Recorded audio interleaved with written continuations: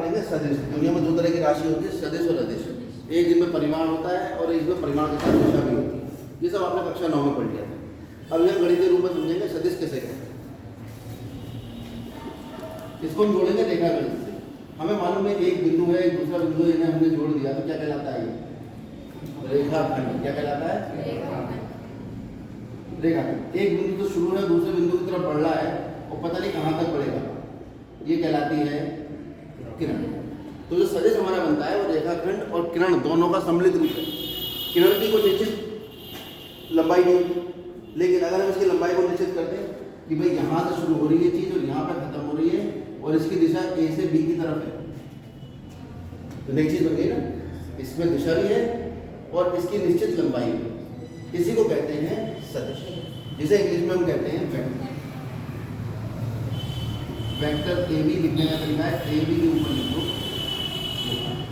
इसे कहते हैं ए बी का सदिश। ए बी का सदिश जो होगा वो होगा ए बी के ऊपर मैंने लगा दिया ये डंडा, इसका मतलब है सदिश। अगर हम करें सदिश का परिमाण, किसकी बात कर रहे हैं? सदिश का परिमाण। सदिश का परिमाण होता है सदिश की लंबाई।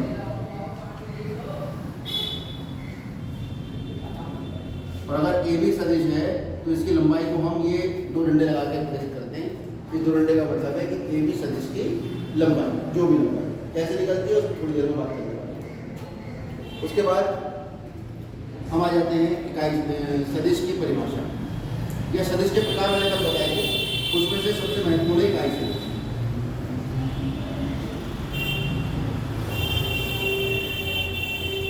इकाई सदिश को हम कहते हैं यूनिट वेक्टर।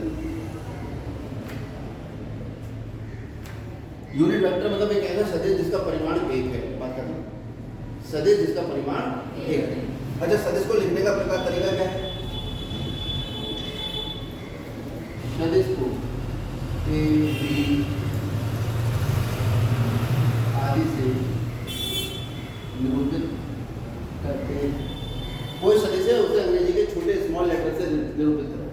मान लीजिए हमने ए बी सदिश ही लिया था, ए से शुरू कहाँ पर खत्म बी पे। इसको लिखने का तरीका है ए बी सदिश।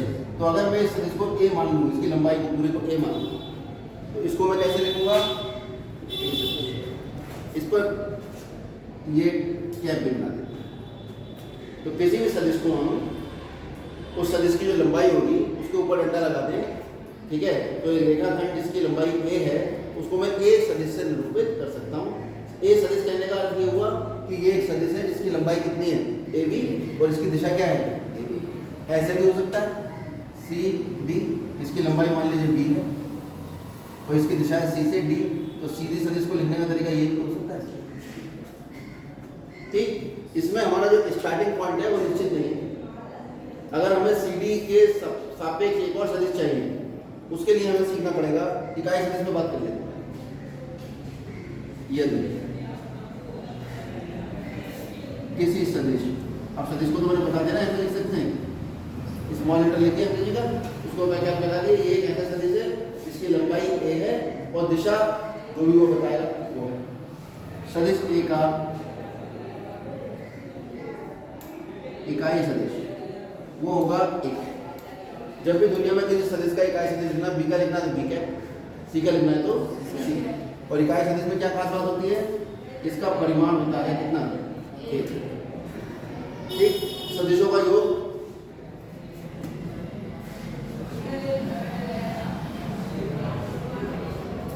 दो सदिश अगर आपको जोड़ने हैं उसके लिए आपको सीखना पड़ेगा ट्रायंगल।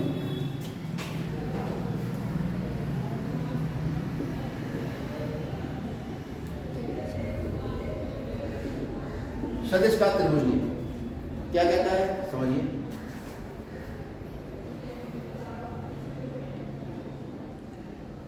अगर ये ए बी एक सदिश है और बी सी एक सदिश है, त्रिभुज की दो भुजाओं को हमने सदिश मान लिया, जिनकी दिशा एक ए की बी है और बी की सी है। तो अगर मैं आपसे कहता हूँ A B plus B C, तो ये निकल कर आता है तीसरी भुजा, लेकिन उसकी दिशा होगी पहले वाले का स्टार्टिंग पॉइंट और बाद वाले का एंड पॉइंट। यही कहलाता है त्रिभुज का सदिश या सदिश का त्रिभुज नियम।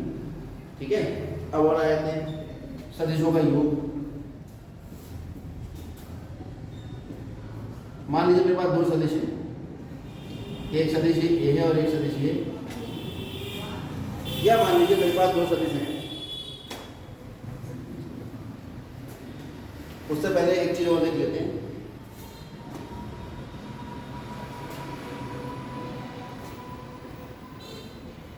संरेख सदिश।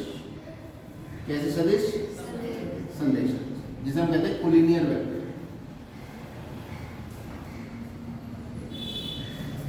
संरेख सदिश वो होते हैं, अभी तक हमने संरेख में ये पढ़ा था कि तीन बिंदु अगर एक ही रेखा में स्थित होते हैं तो क्या हो जाते हैं?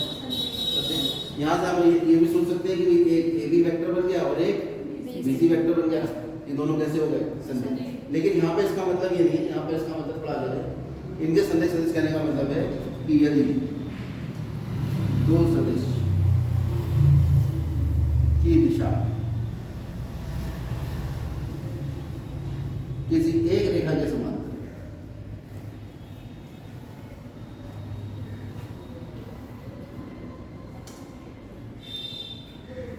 तो वह संरेख सदिश कहलाता है।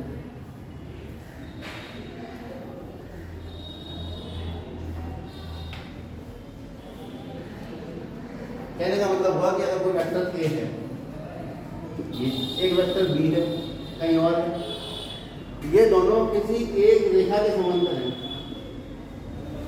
पहले रेखा है, बी का जो सपोर्ट लाइन है, ठीक है, वो भी एल के समांतर है, और ए की जो सपोर्ट लाइन है वो भी एल के समांतर है। सीधी सी बात है, ये दोनों भी आपस में कैसे होंगे? समांतर होंगे। ऐसे ही सदिशों को कहा जाता है संरेख या कोलिनियर सदिश। और इनके अंदर क्या खूबी होती है?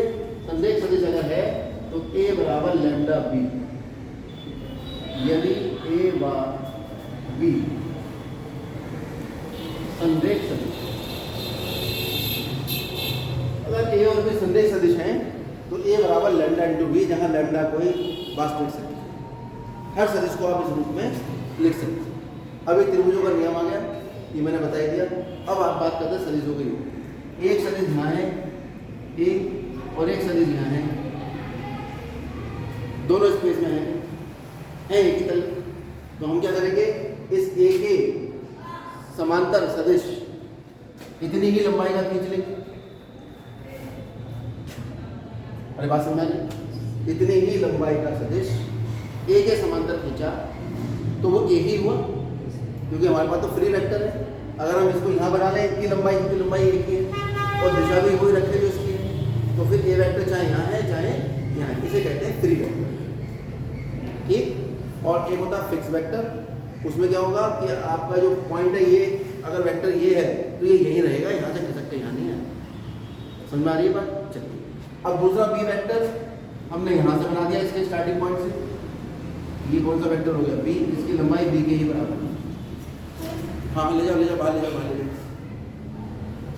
ले जाओ, पंखा चलाओ, पंखा चलाओ।